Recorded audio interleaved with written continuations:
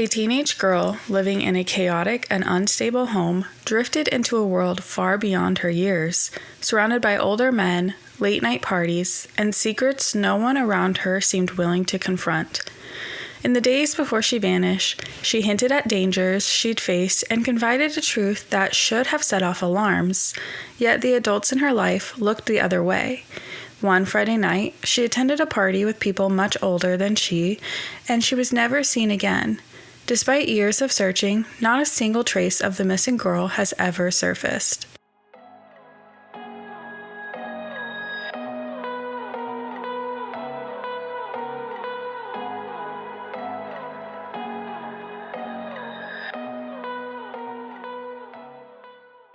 Welcome to Without a Trace. I'm your host, Jolynn.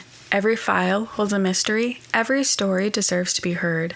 This is Danielle's story. Danielle Bell was born on July 28, 1987, to Matt and Susan Bell. She was the youngest of 3 children. Danielle was a freshman at Tate High School when she disappeared. She was an outgoing and popular child who had many friends. When she was 4 years old, she fell in love with cheerleading and dancing. She was a member of the school's cheerleading squad. In her early years, Danielle's parents separated, but she maintained a close relationship with both of them. At the time of her disappearance, she was living with her mother's boyfriend at the time, John Bass, and her grandmother. Danielle preferred living with her mom because her dad was more strict. Her dad wanted to know where she was and with whom, whereas her mother didn't keep a close eye on her. There was no structure in the home. Susan was drinking heavily and using meth at the time Danielle went missing, so she was haphazard in her parenting. Along with this, Danielle's oldest sister, Bonnie, has said there was a lot of verbal abuse within the home, so it just wasn't a good environment for a child to be in. Danielle's father knew this, which is why on Monday, October 1st, 2001, Danielle was expected to move in with him. It was towards the end of middle school that Danielle became rebellious. Her grades had started to slip, and she was hanging out with the wrong crowd. She began attending small high school parties, then it escalated to her attending more serious parties with adults. At some point, Danielle started dating Alfredo Sanchez Jr., who was 10 years her senior. It had been reported that she met Alfredo through a friend who was dating Alfredo's cousin. About 2 weeks before Danielle went missing, her older sister Bonnie took her to the beach, and when Bonnie was driving Danielle back home, she asked Bonnie to drop her off at a payphone so she could call her friends to come get her. Bonnie wasn't comfortable with this and took Danielle home instead. Back at home, Bonnie heard Danielle ask her mother if Alfredo could come over and hang out. Bonnie recalls that it was already pretty late when Danielle asked this, as it was around 8:30 p.m. on a Sunday night. Bonnie didn't know Alfredo, so when he arrived about 30 minutes later, she was shocked to see 3 men in their 20s walk into their mother's house. Bonnie immediately asked her mother what Danielle was doing hanging out with men 10 years her senior, and Susan simply replied that Alfredo was a good guy and Danielle babysat his child. Susan then gave Danielle permission to leave with the 3 men.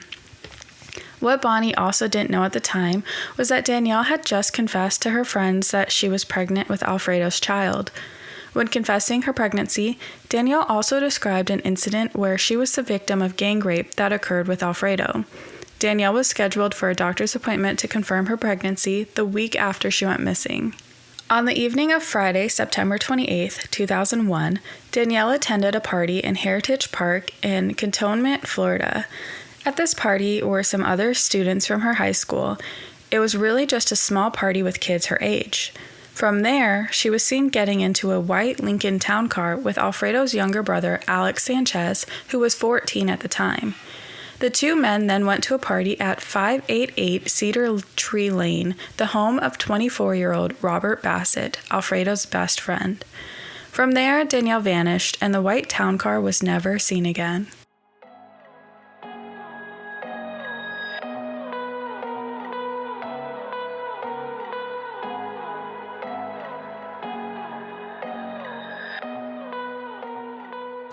Danielle's mother, Susan, said she knew on Friday that something wasn't right. However, she waited 2 days before reaching out to Danielle's father. Around 9 p.m. on Sunday evening, Susan contacted Matt about their daughter's disappearance. Matt demanded Susan call the police and report her missing. Once Danielle was reported missing, law enforcement considered her a runaway, and her case was lowered in priority. Danielle's family quickly joined in the search efforts, and while searching, Susan confided in Bonnie that she knew that Danielle was pregnant with Alfredo's child and that Alfredo had been giving Danielle drugs and alcohol. However, Susan wasn't honest with the authorities about this. When authorities questioned Susan about who Danielle had been dating, she initially told them Danielle was dating Alex Sanchez, the much younger brother of Alfredo. Months would pass before the truth was revealed. It came as no surprise to Danielle's father and sister that her mother knew Alfredo's age all along, but in an attempt to protect herself, she had refused to give law enforcement that information, causing further delay in the investigation.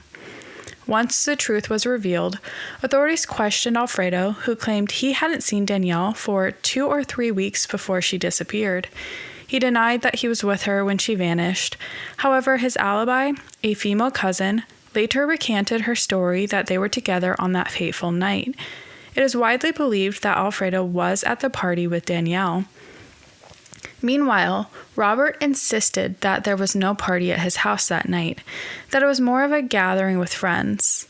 He initially told police that Danielle left his home that evening with Stacy Roberts, age 14, and Kevin Daniel, age 17. However, witnesses at the party have contradicted these statements. Some have said Danielle stayed behind with Robert that night, while other reports say she left the house with an unnamed male in his 20s.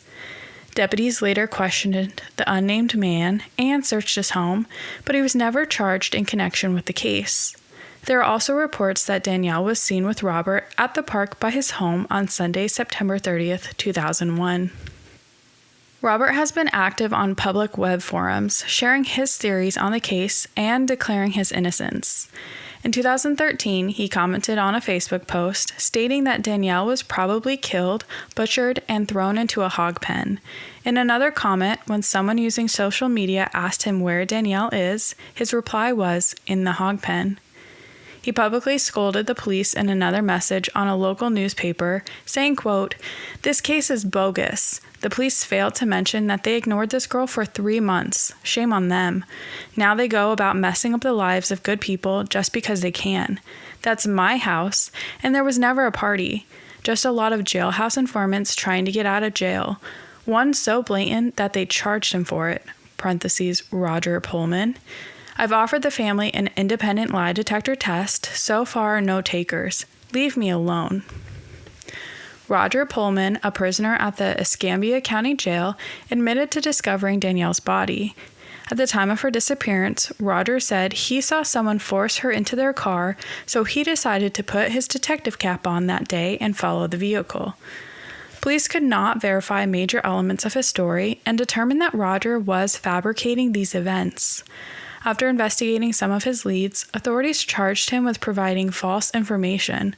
Before his confession, Roger was facing charges of theft, burglary, and criminal mischief.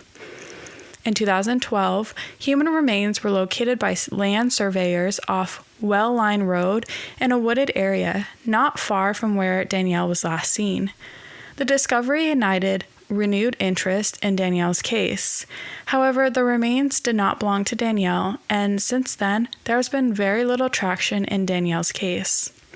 Susan alleges that the Escambia County Sheriff's Office botched the investigation into her daughter's disappearance from the start, saying they lost evidence and important paperwork.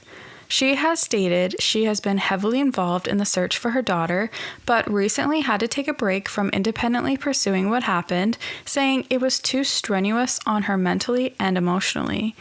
However, according to Bonnie, Susan continues battling with addiction and has taken to robbing people in order to get money to supply her habit. She is also actively engaging in prostitution. Bonnie believes her mother trafficked Danielle in exchange for drugs. In 2019, she received evidence that Susan was pimping Danielle, and several people have come forward saying they witnessed drug deals between Susan and Alfredo. Alfredo Sanchez and Robert Bassett continue to be people of interest in Danielle's case. Other suspects are Christopher Brown and Alex Sanchez, both people who attended the party at Robert's house on the night Danielle disappeared. Alfredo and Robert were both arrested as a result of the investigation into Danielle's disappearance. Alfredo was convicted of intimidating a witness, and during the summer of 2007, he was charged with providing law enforcement with false information about his whereabouts at the time Danielle disappeared. He was not implicated in her disappearance. Investigators arrested Robert in January 2002 for stalking and threatening a man they had questioned about Danielle's disappearance. In October of 2010, the Escambia County Sheriff's Office Cold Case Unit served a search warrant at Robert's home. As part of that search warrant, a septic tank behind the residence was pumped out and dogs were used to search the area. Investigators found nothing. These aren't the only crimes Alfredo and Robert have been charged with. Alfredo and Robert are both very violent offenders. Alfredo is currently serving time in the Florida State Prison for multiple charges of child molestation and sexual battery on a child, for acts against Danielle and one other child. Alfredo is scheduled to leave prison in June of 2046.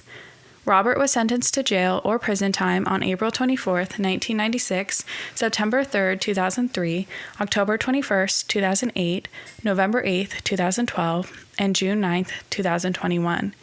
He was released from the Florida Department of Corrections on November 28, 2025. His most recent prison sentence was for 2 charges of simple battery, aggravated assault, and felony battery. His most recent charges involved incidents that occurred between May 5th and August 1st of 2020. In the first incident, a woman told deputies that Robert punched her 6 or 7 times in the face during a disturbance over $40 at his residence. The victim, who was identified as a friend, suffered bleeding from the left side of her face, swollen eyes, and had marks on her face and the back of her head. In a separate incident, Robert allegedly forced his way into a room at the Garden Inn and Suites by shoving a door into a female before punching her multiple times in the face.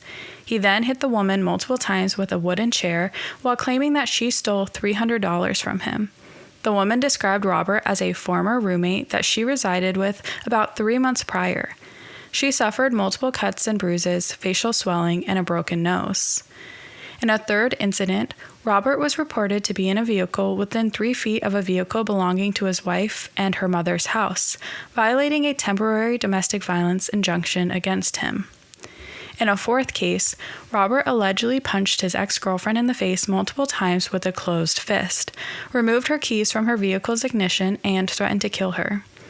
In a fifth incident, Robert allegedly violated a domestic violence injunction by flattening the tires of his wife's vehicle. And in the sixth incident, Robert was charged with violating a domestic violence order by texting his wife, "I'm on my way, I need you." 2 years before Danielle went missing, Robert was arrested for felony battery after he allegedly beat a woman in a domestic dispute. However, he was not convicted of this crime. In October of 2005, he was charged with 1 count of sexual battery on a child, and in December of that year, he received additional charges of sexual battery on a child and 1 count of molestation of a child. These crimes occurred around the time of Danielle's disappearance.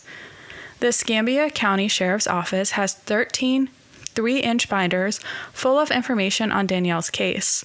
It is still an active investigation, and investigators continue receiving new information on Danielle's disappearance. But it's not often, and the information tends to come from people who have been in jail or prison who want some sort of leverage for the situation they are in. The police need the public's help placing the last pieces of the puzzle. After years of searching, not a scrap of fabric or strand of hair has been located. Thank you for listening to Without a Trace. I hope you enjoyed our deep dive into Danielle's disappearance. If you enjoyed today's episode, please subscribe and follow Without a Trace on social media, and join me next week as I dive into another case.